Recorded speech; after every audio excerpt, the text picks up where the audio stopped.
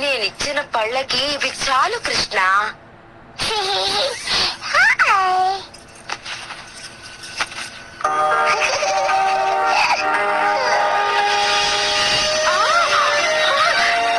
ఎలా ఇలా అయింది?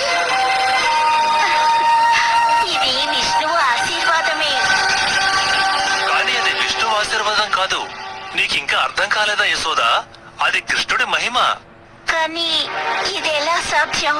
వాడి చిన్ని నోట్లో లోకం మొత్తాన్ని చూడగలుగుతున్నామే.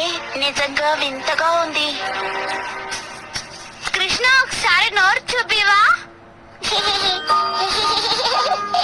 చూడన్నా.